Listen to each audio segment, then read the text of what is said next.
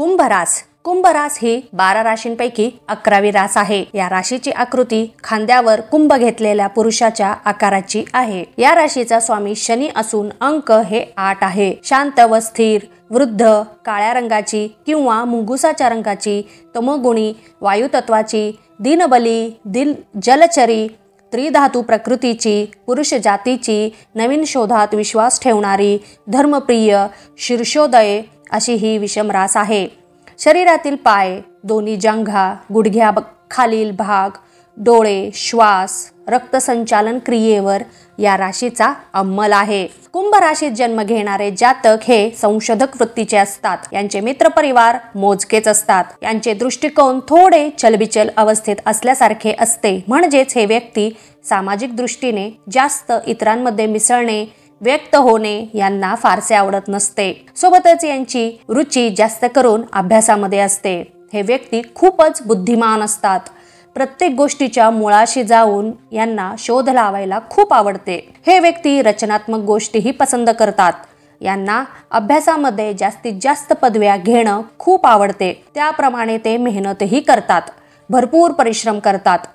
प्रत्येक गोष्टीकडे हे व्यक्ती संशोधक वृत्तीने पाहत असतात आणि त्यामुळे यांचे मित्रपरिवार जरा कमीच असतात। यांना साधे राहणीमान खूपच पसंत आहे। हे व्यक्ती फक्त स्वतःच्या बुद्धीने ओळखण्यावर विश्वास ठेवतात। म्हणजेच दिसण्यावर यांना काही महत्त्व नसते, फक्त बुद्धीचा हे व्यक्ती जास्त विचार करतात। तर ही पाहिली आपण एक थोडक्यात माहिती किंवा गुण स्वभाव कुंभ राशींच्या व्यक्तीचे। आता येणार आहे 2024 वर्ष कुंभ राशीच्या व्यक्तींना प्रत्येक क्षेत्रामध्ये कसे असेल ते आपण आता बघूयात। हे वर्ष आपल्याला कौटुंबिक दृष्ट्या वर्षाची सुरुवात खूपच अनुकूल असणार आहे। तुमच्या कौटुंबिक जीवनात आनंद राहील। तुमच्या घरातील सर्व मंडळींशी संबंध चांगले राहतील आणि ते तुमच्या प्रत्येक कार्यात तुम्हाला मदतच करतील। विशेष करून तुमचे आई वडील तुमच्यावर खूप खुश असतील। प्रत्येक कार्यात त्यांचा सपोर्ट तुम्हाला असेल। तरीही काही कारणाने आपल्या कटुवाणी किंवा स्वार्थीपणामुळे तुम्ही घरातील दुसऱ्या इतर मंडळींची मने दुखवू शकता आणि त्यामुळे तुमच्या नातेसंबंधामध्ये तणाव निर्माण होण्याची शक्यता आहे। आपल्या भावंडांसोबत आपले संबंध चांगलेच राहतील, परंतु वर्षाची सुरुवात कौटुंबिक ताण निर्माण करणारी असेल काही बाबींमध्ये। वर्षाचा मध्य उलटल्यावर हे संबंध पुन्हा सुधारतील। चांगले नाते पुन्हा निर्माण होण्याची शक्यता आहे। तुमचे नाते आणि कौटुंबिक जीवन अनुकूल राहण्यासाठी तुम्हाला विनम्र बनावे लागेल आणि तरच तुम्ही तुमच्या जीवनामध्ये आनंदी राहू शकाल। वर्षाच्या सुरुवातीला तुमच्या संतानाच्या बाबतीत काही समस्या उद्भवू शकतात, जसे की त्यांच्यामध्ये उग्र स्वभावाची वाढ होणे, स्वास्थ्य बिघडणे, चिडचिडेपणा वाढणे या समस्या तुम्हाला त्यांच्यामध्ये आढळून येतील आणि त्यावर तुम्ही जास्त लक्ष दिले पाहिजे। सोबतच त्यांच्या संगतीकडेही तुम्ही महत्त्व करून लक्ष द्या। ते द्विधा मनस्थितीत असल्यामुळे त्यांना बरे वाईट समजण्याच्या पलीकडे ते असतील। तर अशा अवस्थेत तुम्हीच त्यांना विश्वासात घेऊन मोकळेपणाने त्यांच्याशी बोलण्याचा प्रयत्न करा।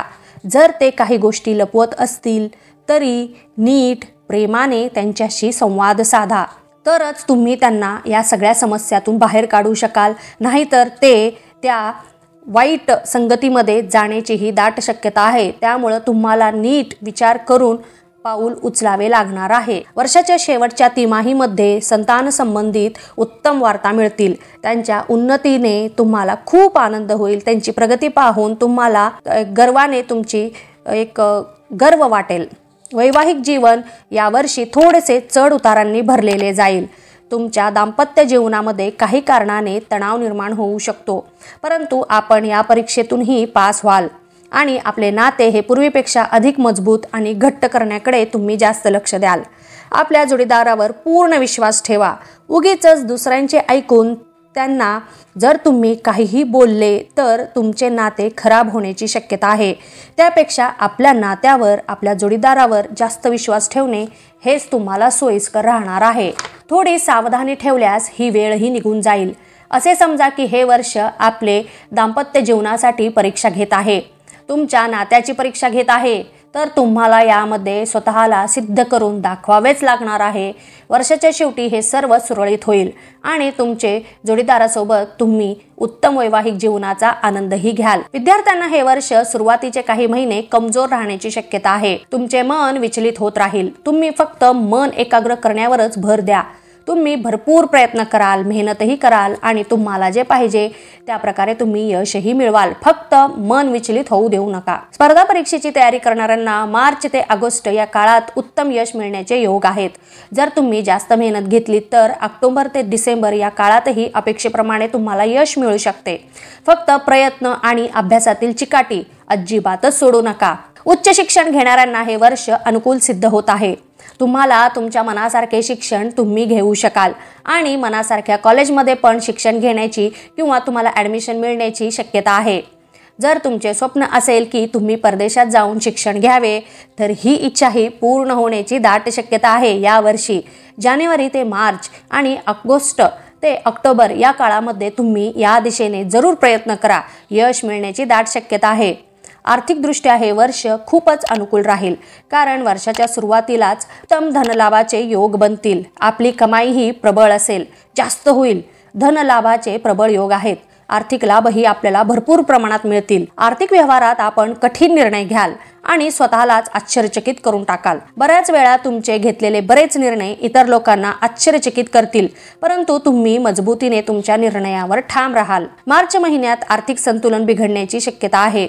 अशा वेळेस तुम्ही लाभ आणि खर्च यामध्ये जर बरोबर संतुलन राखले तर तुम्ही आर्थिकदृष्ट्याही मजबूत राहाल. वर्षाच्या शेवटी आर्थिक बाबींमध्ये तुम्ही स्वतःला परिपक्व करू शकाल आणि आर्थिक संतुलन राखण्यास तुम्ही सक्षम असाल. आपण जर कोणते वाहन खरेदी करणार असाल किंवा जर तशी तुमची इच्छा असेल तर वर्षाच्या सुरुवातीस हे इच्छा पूर्ण करून टाका, कारण तसे योग आहेत. जानेवारी महिना वाहन खरेदीसाठी तर अतिशय उत्तम आहे. नंतर मग वाट पाहावी लागणार आहे. जर तुम्हाला घ्यायचेच असेल तर या वर्षाच्या सुरुवातीलाच तुम्ही वाहन खरेदी करून टाका. सोबतच एखादी संपत्तीही खरेदी करणार असाल तर हे वर्ष त्यासाठी खूपच अनुकूल आहे. एखादे घर किंवा आपल्या स्वप्नातील वास्तू खरेदी करण्याचे योग आहेत. परंतु वाहन आणि संपत्ती खरेदी करताना योग्य वेळ मुहूर्त बघूनच तुम्ही खरेदी करा, म्हणजे भविष्यामध्ये कसलीच तुम्हाला बाधा किंवा अडचण येणार नाही. करिअरच्या दृष्टीने हे वर्ष आपल्याला खूपच मेहनतीचे असे राहणार आहे. प्रत्येक कार्यक्षेत्रामध्ये आपल्या सहकारी मंडळीचे सहयोग तुमच्या सोबत राहील. तुम्ही कोणत्याच प्रकारची मेहनत करण्यात मागे हटणार नाही. तुम्ही तुमच्या नोकरीमध्ये उत्तम योगदान द्याल. तुमच्या प्रत्येक कार्यात तुम्हाला सफलताच मिळेल. खूप मेहनत आणि प्रामाणिक कष्टाच्या जोडीने तुम्ही तुमच्या नोकरीत तुम्हाला जे पद पाहिजे ते मिळवण्यात अगदी सफल राहाल. तुमची उन्नतीच होत राहील. परंतु काही काळासाठी तुम्ही तुमच्या कामात खूपच व्यस्त व्हाल. सोबतच कामानिमित्त तुम्हाला विदेशातही जावे लागेल, कारण तसे योगच आहेत. हे वर्ष तुम्हाला तुमच्या प्रत्येक कार्यक्षेत्रात उत्तमच यश देणारे असेल. तुम्हाला उत्तम पद मिळेल. सोबतच वर्षाच्या शेवटी तुम्ही तुमच्या नोकरीमध्ये काही प्रमाणात बदल कराल. अंतिम महिन्यात तर नक्कीच यश मिळेल. व्यावसायिक वर्गाला वर्षाची सुरुवात उत्तम राहणार आहे.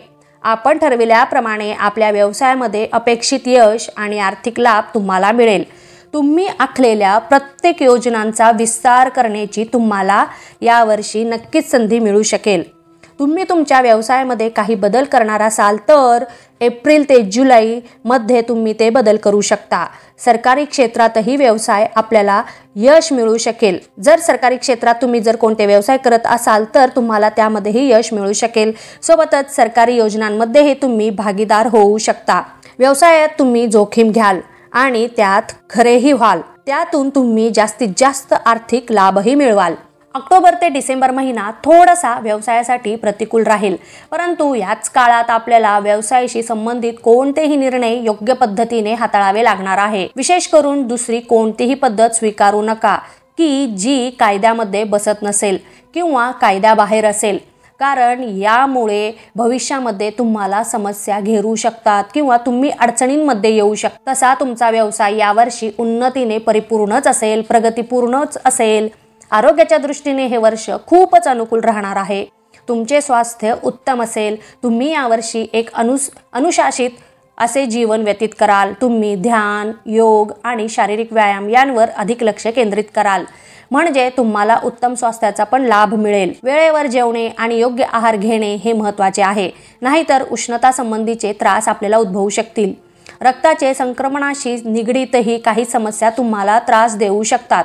या सर्व समस्यांपासून बचाव करण्यासाठी नियमित आपली शारीरिक चाचणी करत राहा, म्हणजे योग्य वेळी योग्य उपचार तुम्हाला घेता येईल। कुंभ राशीचा यावर्षीचा भाग्यशाली अंक हे 6 आणि 8 आहे। हे वर्ष आपल्याला खूपच अनुकूल असणार आहे। आर्थिक बाबतीत हे वर्ष खूपच चांगले राहील, प्रगती देईल। कोणताही व्यवसाय किंवा नोकरी करा, तुम्हाला दोन्हीमध्येही चांगलेच यश प्राप्त होईल। कौटुंबिक जीवनात चढ-उतार आणि वैवाहिक जीवनामध्ये तणाव असेल तरीही तुम्ही चांगले जीवन व्यतीत कराल, चांगले जीवन जगू शकाल। धार्मिक विचार तुमच्या मनात जन्म घेतील आणि त्यामुळे तुम्ही कोणतेही कार्य कराल ते चांगलेच आणि नीतीनेच कराल। तरी प्रत्येक गोष्टीचा पुरेपूर लाभ घेण्याचा प्रयत्न करा। जमत असेल तर श्री शनिदेवाच्या बीज मंत्राचा योग्य प्रकारे जप करत चला, याचा तुम्हाला चांगलाच फायदा मिळेल किंवा चांगलेच परिणाम मिळतील।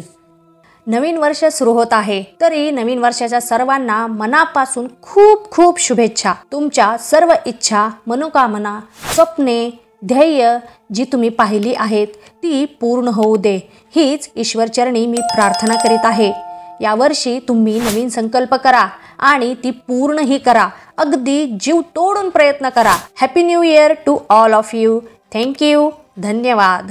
तुम्हाला माझे हे व्हिडिओ आवडले असतील तर इतरांनाही याचा लाभ मिळावा, यासाठी आपल्या मित्रमैत्रिणींना, नातेवाईकांना हे व्हिडिओ नक्की शेअर करा आणि लाईक करा। महत्त्वाचे म्हणजे सबस्क्राईब करा। धन्यवाद।